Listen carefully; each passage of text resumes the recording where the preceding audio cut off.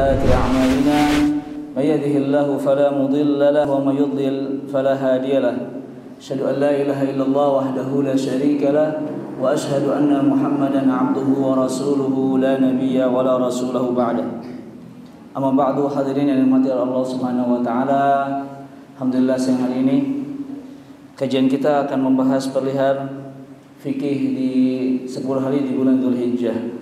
Dan insyaallah siang hari ini kita akan membahas satu pembahasan, yaitu larangan bagi mereka yang ingin berkurban. Larangan apa saja yang harus dijauhi bagi mereka yang ingin berkurban. Hadis inti daripada pembahasan ini adalah hadis dari Ummu Salamah radhiyallahu anha di dalam beberapa riwayat. Rasulullah sallallahu alaihi wasallam bersabda, "Idza ra'aitum hilala dzil hijjah wa arada ahadukum an yudhhi falyumsik an sya'rihi wa adfarihi." Barang siapa di antara kalian menyaksikan hilal, penentuan satu hari, penentuan masuknya satu Dzulhijjah, maka barang siapa yang ingin berkurban, hendaklah dia membiarkan, artinya tidak memotong rambut dan kukunya. Di dalam riwayat yang lain disebutkan, man kana lahu dzibhun yadhbahuhu fa idza ahilla hilalun Dzulhijjah fala ya'khudanna min sya'rihi wala min adfarihi syai'a hatta yudhhiya.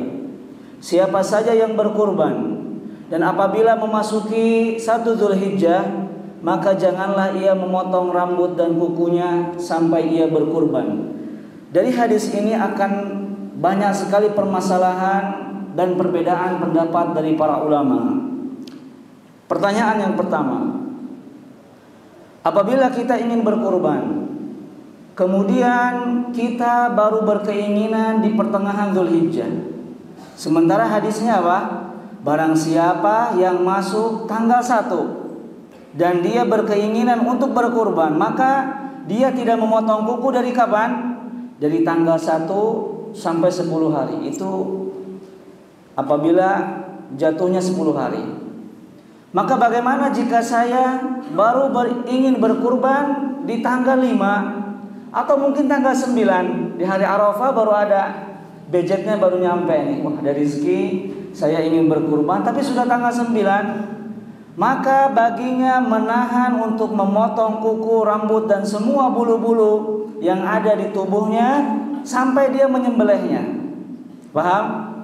Ustadz, bagaimana kalau tanggal 8-nya baru potong kuku dan cukur rambut karena persiapan lebaran? Maka tidak masalah baginya, karena dia baru beringin kurban kapan?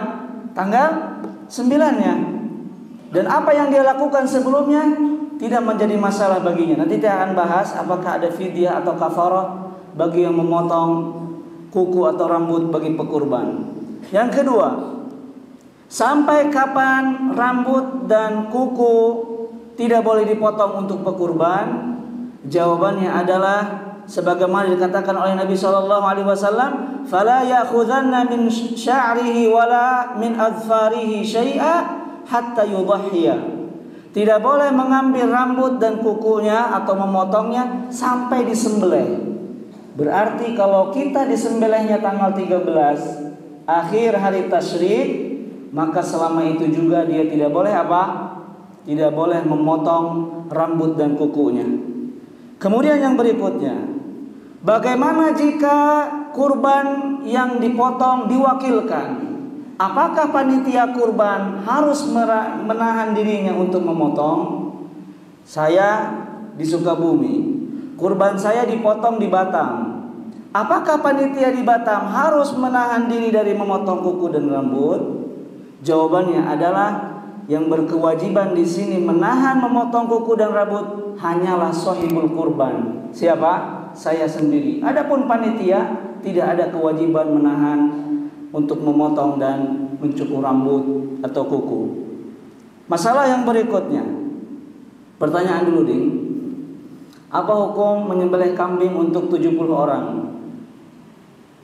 Apa hukum memotong kambing untuk 70 orang? Atau kurang lah, 700 orang satu kambing. Di sini harus memahami dua. Yang pertama, seekor kambing itu hanya boleh dibeli dan dibiayai oleh berapa orang? Satu orang. Jadi satu kambing itu untuk satu orang. Paham? Tetapi pendapat yang kedua, bolehnya orang kurban kambing dan meniatkan untuk orang lain, keluarganya. Kurbannya kambing, tapi saya berniat mudah-mudahan pahalanya untuk saya dan untuk anak istri saya. Boleh atau tidak? Boleh. Meniatkan pahala untuk orang lain dengan kurban satu walaupun kambing diperbolehkan. Yang tidak boleh kurban satu kambing iuran satu SD. Ada biasanya SD iuran sekelas, kambing satu, nggak boleh. Karena apa? Dia tidak boleh patungan kambing itu. Tapi kalau ibu gurunya mau kurban dan diniatkan untuk pahala anak-anak didiknya sekelas, boleh tidak? Boleh. Karena meniatkan pahalanya mudah-mudahan ngalir.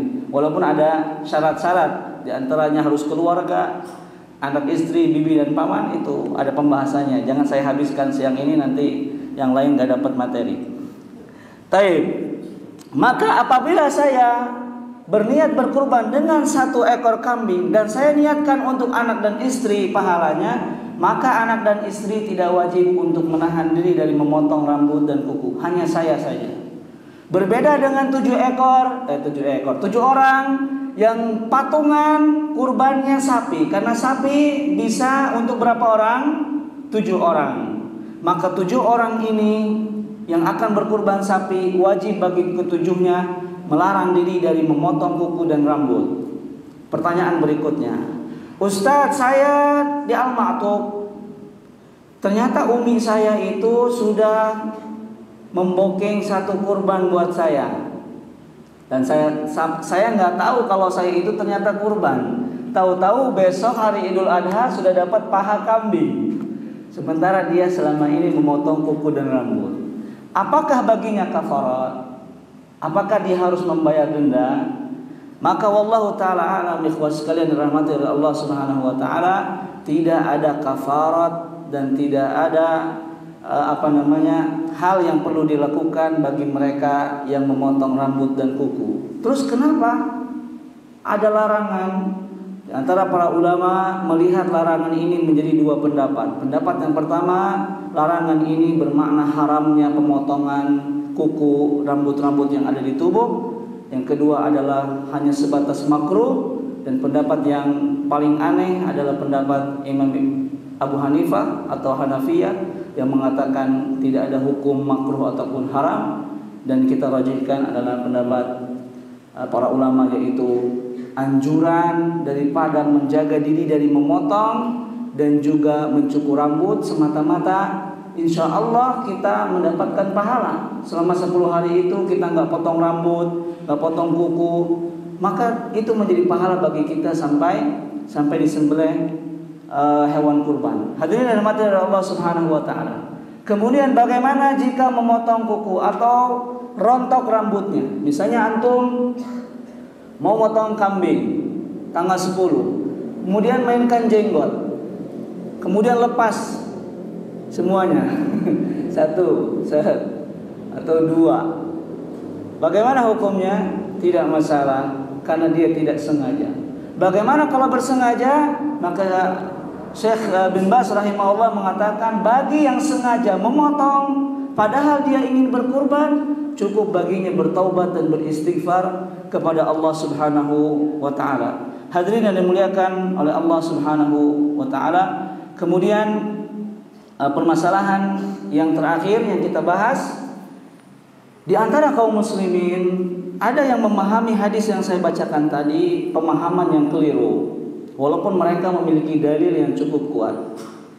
Hadis yang dibawakan oleh Ummu Salamah berbunyi, man kana lahu dhibhun yadbahuhu fa idza ahilla hilalun dzulhijjah fala ya'khudhanna min sya'rihi. Barang siapa yang mau berkurban dan masuk tanggal 1 Dzulhijjah, janganlah dia mengambil dari rambutnya. Nyah di sini kepada siapa? Min sya'rihi di sini. Kalau kita pahami sekarang, rambutnya siapa? Manusia apa kambing? Manusia.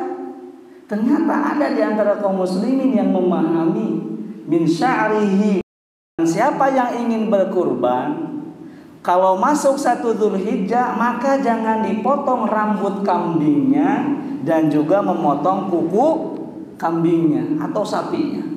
Makul tidak? Jadi ada yang memahami seperti itu. Hewan kambing yang sudah diboking orang untuk kurban, jangan sampai rambutnya ada yang jatuh. Ini ada di antara kaum muslimin. Mungkin kita kurang jauh mainnya. Nah, ternyata ada berpahaman seperti itu. Kambing dan sapi yang sudah diboking untuk kurban itu akan dijaga jangan sampai rambutnya dan kukunya caroplok. Betul atau tidak? Mereka memiliki dalil yang sangat kuat. Dalilnya adalah bahwa di antara mereka ada yang mengatakan berdalil dengan beberapa hadis. Ma min amalin ibni Adam ahabba ila Allah min ihraqid dam innahu la ya'ti yaumal qiyamati biquruniha wa ash'ariha wa aghlafiha wa inna ad-dama la yaqa'u min Allah bimakanin qabla an yaqa'a min al-ard fatayyibu biha nafsan. Tidak ada amalan manusia di hari Idul Adha yang paling dicintai Allah kecuali mengalirkan darah kurban, sehingga tanduk, bulu, dan kukunya akan datang pada hari kiamat. Kuku siapa? Kuku kambing datang pada hari kiamat. Dan pahala kurban sampai kepada Allah sebelum darahnya jatuh ke tanah, maka hiasilah dirimu dengan ibadah kurban. Jadi mereka berkeyakinan semakin panjang kuku, semakin panjang rambut kambing dan sapi, maka itu semakin bagus karena akan dibawa sampai hari kiamat. Hadis ini diriwayatkan oleh Imam At-Tirmidzi dan Ibnu Majah. Dan Syekh Albani mendhaifkan hadis ini, dan hadis ini juga dikatakan dhaif oleh Al-Imam Al-Bukhari dalam Ilalul Kabir. Jadi hadisnya dhaif. Hadis yang kedua, al-adhiyatu li sahibiha bi kulli sya'ratin hasanah. Hewan kurban akan memberikan kebaikan sebanyak helai rambutnya bagi pemiliknya. Berarti rugi lamun kurban eme bukan. Berarti maunya apa? Domba. Karena dalam hadis ini semakin banyak rambut, semakin banyak kebaikan apanya? Pemilik kurban tersebut. Hadis ini juga dhaif ya, walaupun diriwayatkan oleh Al-Imam At-Tirmidzi, bahkan Syekh Albani rahimahullah menghukumi hadis ini adalah hadis yang palsu. Maka kesimpulannya bahwa yang dimaksud kuku dan rambut yang tidak boleh dipotong adalah sahibul kurban, bukan kambing ataupun sapinya. Hadirin yang dimuliakan oleh Allah Subhanahu wa taala. Bagaimana jika saya berangkat haji? Saya berangkat hari ini haji. Kemudian haji saya tamattu. Saya harus umrah terlebih dahulu. Sementara di Indonesia saya sudah berniat untuk berkurban. Sampai saya ke Saudi, tiba saya di Madinah, 3 hari saya di Madinah, tanggal 4 Dzulhijjah saya berangkat ke Mekah untuk melaksanakan tawaf umrah bagi haji tamattu. Setelah haji umrah tamattu, haji tamattu yang ada umrahnya, karena tamattu menggabungkan umrah dan haji. Setelah umrah saya harus apa? Harus apa? Harus tahallul. Sementara saya sudah berniat untuk berkurban di mana? Di Indonesia. Apa yang harus dilakukan? Maka baginya bertahallul sebagaimana rukun umrah, kewajiban orang yang umrah. Karena apa? Karena ada hal yang perlu dilakukan, yaitu menghalalkan umrahnya. Kalau dia menunggu sampai kambingnya disembelih, apalagi hari tasyrik, maka akan melanggar hukum-hukum haji yang akan dia lakukan. Kemudian dalil yang kedua, tidak mengapa dia bertahallul, karena memotong kuku dan rambut pun tidak ada kafaratnya.